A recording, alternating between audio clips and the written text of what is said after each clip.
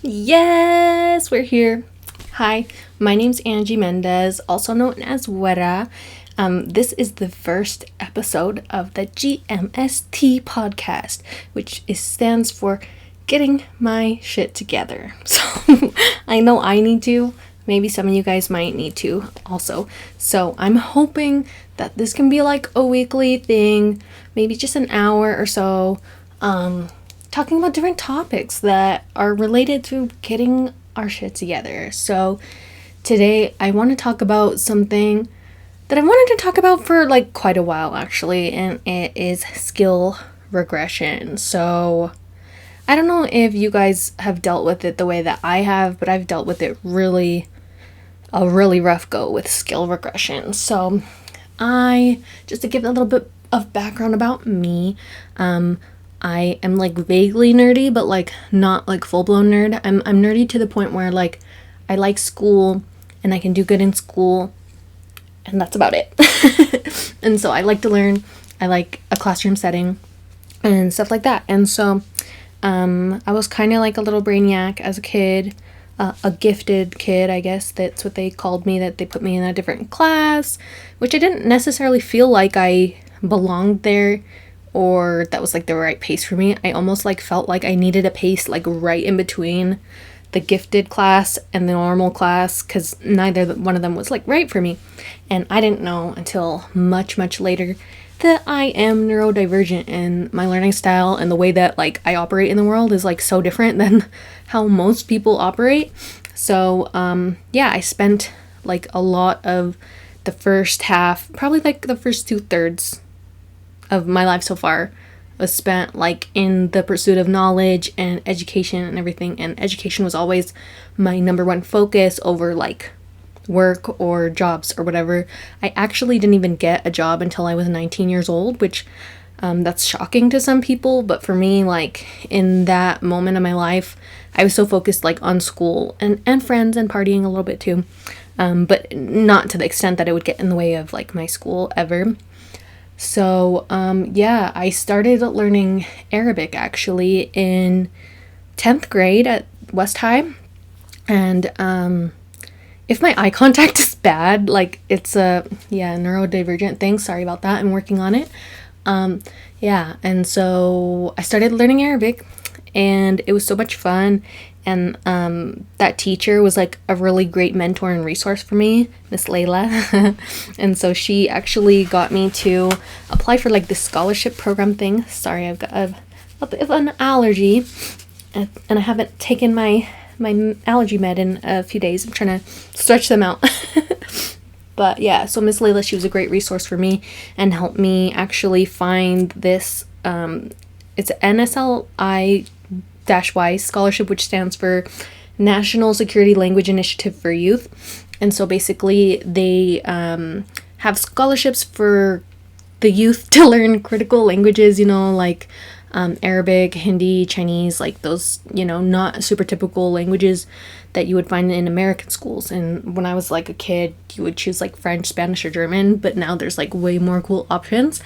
Yeah, so I had been developing all these skills like very young. Like when I started Arabic, I must have been like 15 years old, and that was like the thing that opened the most opportunities for me and everything like that. And also later on in college, I ended up doing Model Arab League, which now looking back is so trippy to me, because like to willingly join a club slash class that is completely about public speaking and like is like with parliamentary procedure. Sorry, my nose is so runny, it's ridiculous. It seems so unlike me now, because I'm so, oh my gosh, I'm so reclusive and antisocial, and it's hard for me to picture myself like being in that situation. I think part of why I wanted to do it was because we would travel, and it was just like a really cool experience, really, and you get to meet so many cool people and stuff. Let me know, guys, if the headroom is like not quite right. If there's something wrong with the audio or the video, like let me know, please. I want to make it as good as possible, and I want every episode to be better than the last. So yeah, Skill Regression. And we gotta like rein me in too. We gotta find a way to rein me in. Like maybe I set myself like a timer of like every few minutes to be like, wait, I'm doing a podcast, like reel it in. Because I have undiagnosed autism, ADHD, the OCD, everybody can tell that. But some of my conditions are less obvious than others. But yeah, back to the Model Arab League thing. So I just developed all these skills. I started Model Arab League as a delegate. So think of it like this. If you don't know what Model Arab League is, imagine Model UN, where you're like all like in a big circle or a square. Everybody sat and representing a certain delegation, so to speak. So like say in the Model UN, everybody's a different country. In Model what is it called? Model Arab League. I forgot what it was even called, even though I was in it. You're representing a delegation from an Arab League state. So it's just like Model UN, but like way more specialized and specific. And so we would always represent like different country and stuff. One year we represented Kuwait, like, and so each school, each university is assigned their own like country, and then beyond that we're split up into committees. Like I always chose the environmental committee because it was like a nice intersection of my interests. I was most knowledgeable about like environmental issues as opposed to like, I don't know, there's like a committee of economic affairs, and each year they change them to, I don't know what they are anymore. Maybe they're like something cybersecurity, probably something like that. Back then those were not our committees. But yeah, so we were Kuwait one year. There was another year I think we were Sudan, and then another year I wasn't a delegation at all. I decided to be a chair. So the chair just kind of like moderates and like keeps the parliamentary procedure. So there's just like a huge set of like rules and everything, and a structure to how the whole debate goes. It's very specific. And chairing, it looks hard and intimidating because like you just like seem like you know everything when you're up there at the front, but like literally I chose it because it was like the easiest thing. Like I didn't have to pay attention to what the delegations are saying. I don't have to think about like a debate with them or like making resolutions.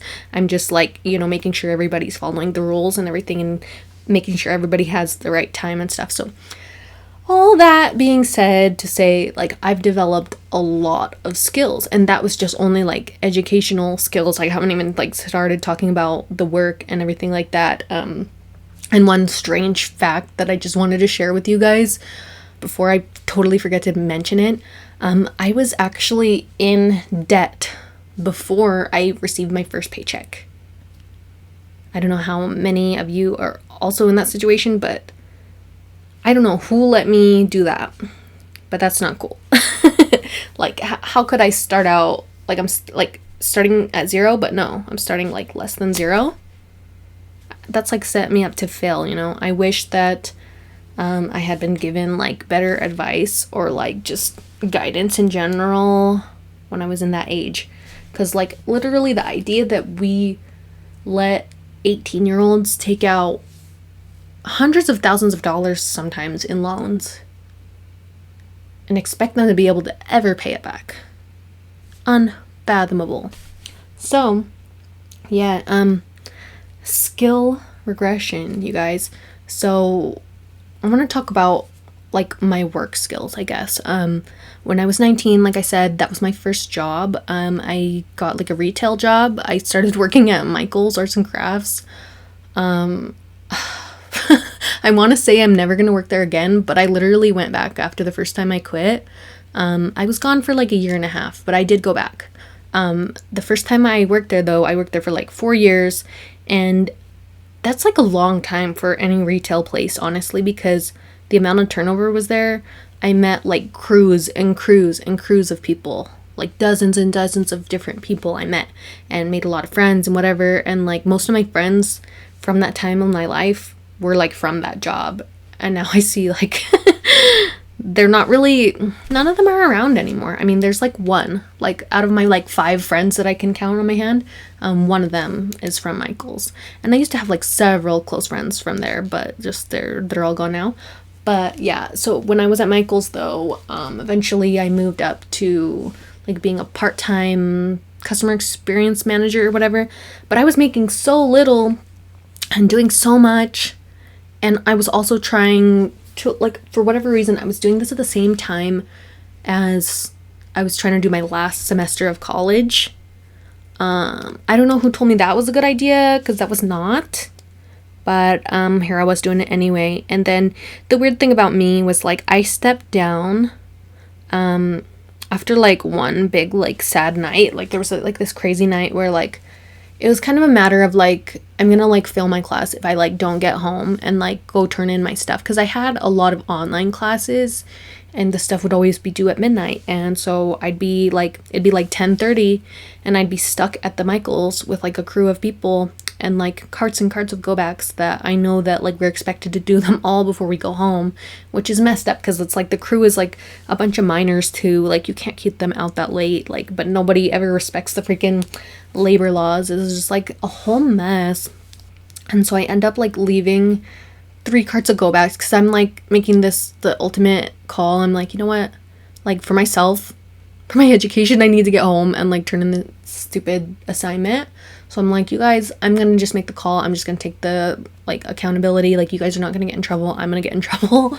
And I did get in trouble, but they didn't really do, like, it was just like I had a talking to.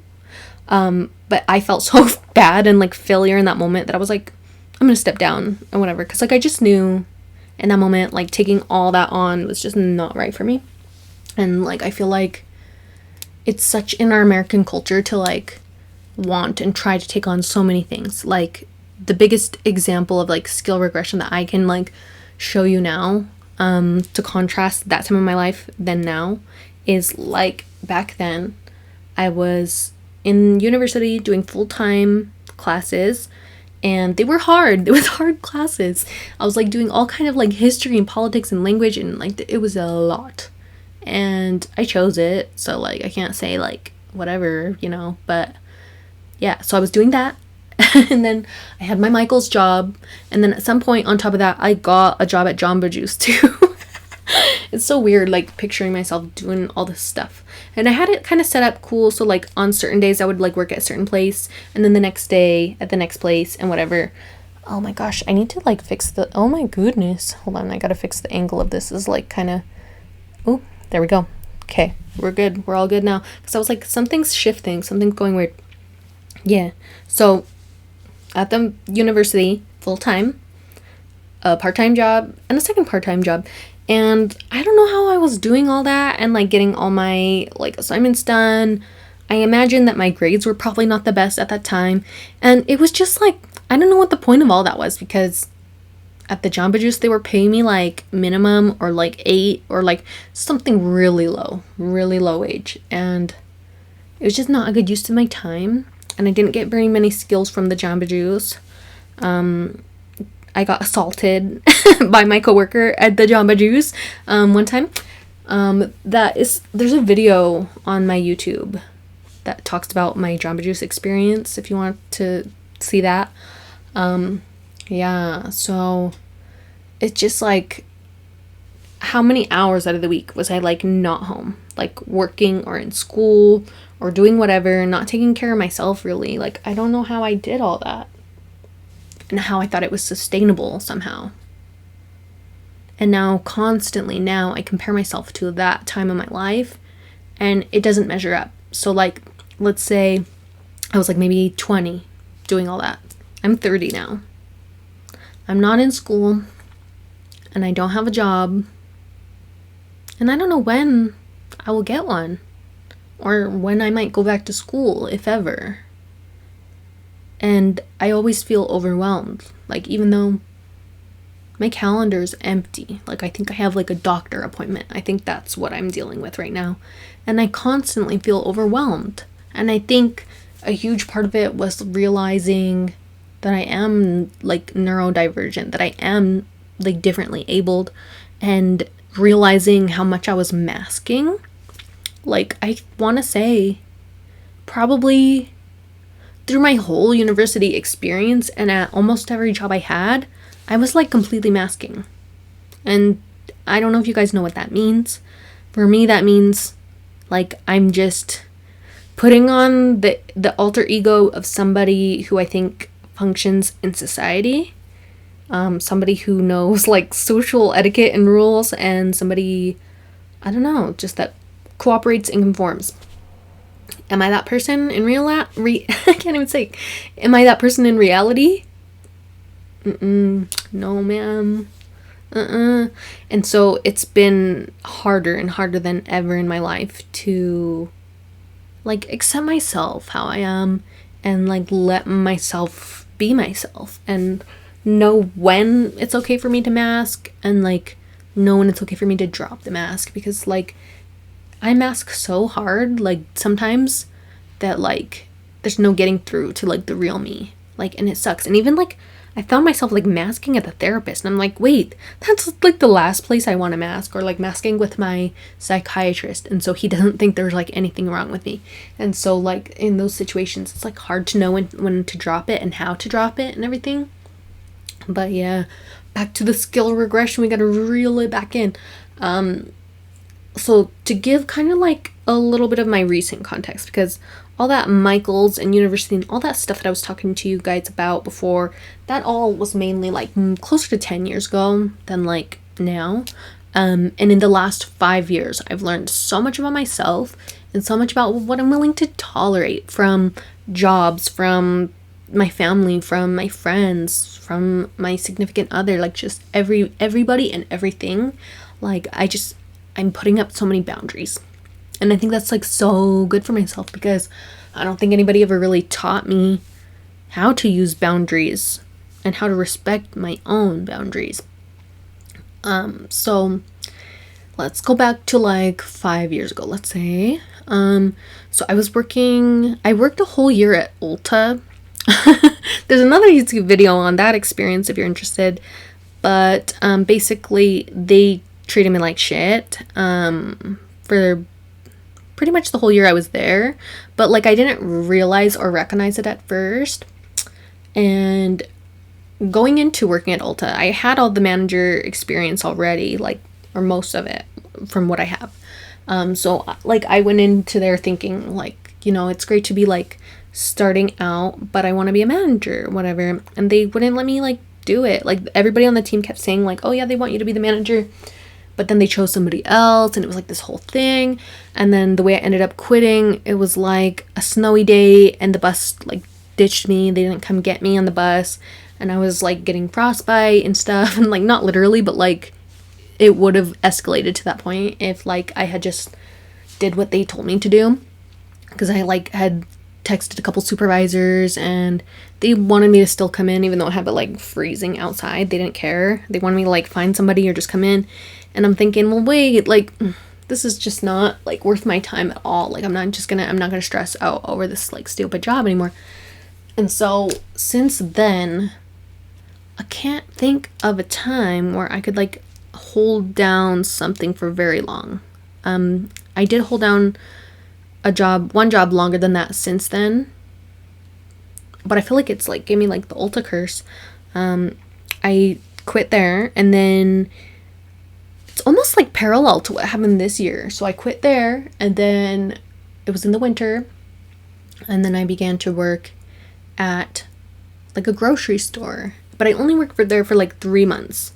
And that's very similar to what happened this year. This year I got a job somewhere, a financial institution, and I lasted there 2 months before I quit. And so that was this year. And that was like one of the most defeating experiences that I've had in a really long time. And I feel myself like getting emotional about it. And I don't know why. Because it's like all like me. Like I'm the one that's in my way. And it's annoying. But here's the thing is, I tricked myself into getting that job this year. Because I knew it was something that was like not really up my alley. Like, I have no like financial experience. I don't really know all that much about it. I mean, I know a lot more now having worked there. But there's just so much stuff that you have to learn, and so many things coming your way, that it's very intimidating and overwhelming for me. And I'm 30 years old and with all this experience and education. But the thing that shook me was like, when I started working there, almost everybody in my position as like just a teller, they were so young. Like they were like ranging mostly from 18 to 23. That's so young. Like I can't even imagine, like, first of all, working at 18. Like I didn't. And then second of all, wanting to work at like a bank or something, like when you're that young, like when you have like no like knowledge of any of that stuff. And then for 3, like the whole ageism of it all, like expecting like fully grown like adults to like trust me with their like banking and stuff. Like even as 30, like how do you have that much confidence at 18? I wish I had that, you know? So I just have so much like expectation of myself, more than any work will ever expect of me. And it's like bad for me, you know? And like imposter syndrome, so bad. And I just don't know, like, how was I so young and so brave and like so just like confident?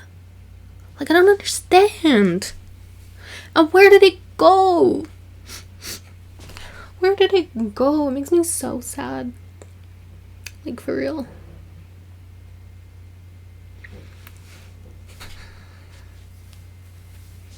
It is pretty sad, like, and I don't know, like, nobody talks about this, so it's like I feel like I'm struggling alone with it when like I know that I'm not, but nobody else is speaking up.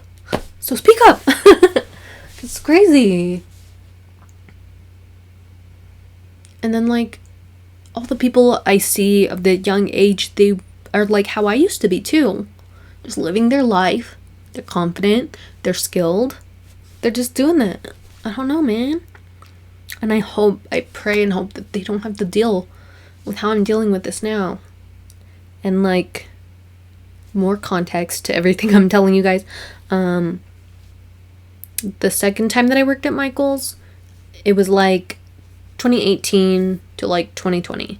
And I quit like right before the pandemic because I just didn't know. Like I had the, like I get this gut feeling sometimes, like when I'm at a job, that I'm like, I have to leave like right now. Like I don't know why. And then like I can't ignore it and it gets louder and louder and louder. And then I'm like, at one point I'm just like gone. So I'm like been hesitant to even look for another job because I just know, is it gonna be like that again? Like am I gonna like get in there, train, and then once I'm actually there, like I'm gonna freak out? And so I've applied to one job lately, but I don't even think that I presented myself like with the right skills, like 'cause it was a job for like a news station. And I had like my regular resume, and I kind of thought like, oh, I should kind of make my resume very like social media like focused, like, which like it's kind of weird. I think of like my social media as like my personal life, and like I don't include it with like my professional stuff. But then I think like all the jobs that I'm like probably better toward are social media jobs. But then I'm like, am I too unprofessional to like, I don't know. I always have like, I grew up hearing like a lot of excuses, and so it's so easy for me to make excuses for myself. And like I worked doing housekeeping like post-pandemic, so like the middle of 2021 to like the end of last year. And that was the best job for me in a lot of ways. Like I didn't have to work with the public, but it just all went really wrong because like the supervisor, it's just very manipulative, and so much more than I realized at the moment. And like she just thought I was like her little puppet or something. Like she would always try to like plant these little weird ideas or like just manipulate my behavior. And I just thought like she was helping me, or like I thought she had my best interest in mind. And I was so wrong. I would love to like tell you guys more details about all what happened with that, but I'm not sure like when. I'm not sure when or why. Like I don't know if I should even talk about it because it's like stupid. But she's the reason that I left that housekeeping job, and it sucks because that was one of the only jobs I ever had where I didn't dread going in. Like most jobs, I just dread it. Like it's just unbearable for me to like the idea of going in. And especially if it's a job where like my last job where I had to work with the public. I can't work with the public. I can't do it. I just can't do it. It's so hard for me. For one, people are so like not nasty, but like they're just, I don't know. Everybody just has like such energy that they bring with them that like even if they're not doing anything to me or if they're not mean or nothing like that, I still absorb up all their energy and it like takes my energy away. Like when I'm talking with people, and I wish I was one of those people where it like invigorated me to like talk with people. I wish that so much. Because this is not it. Like, for me, like, I don't even like to go out of the house. That's how, like, bad my skill regression is. Like, I used to be able to, like, take the public transit. I used to go to school. I used to, like, do, like, a million, like, cashier transactions a day and, like, talking with so many people. And, yeah. I just don't know where all that went. And I don't know if I'm going to get it back. Sucks. Well, I think we're gonna keep a short episode today because I'm like not really, I don't feel like there's much more that I have to say about this. Yeah, I just want to make sure you guys know where to find me. So make sure, I don't know where we're gonna find this. Hopefully this is gonna end up on TikTok podcasts. That would be the ultimate dream. If that's where you find me, make sure to also follow me, my personal account, at World of Wera. Wera is spelled Guera on TikTok. And then my YouTube channel is called Wera's World. Remember, Guera is world. So, thank you guys for watching this. And hopefully I'll see you next week. Bye-bye!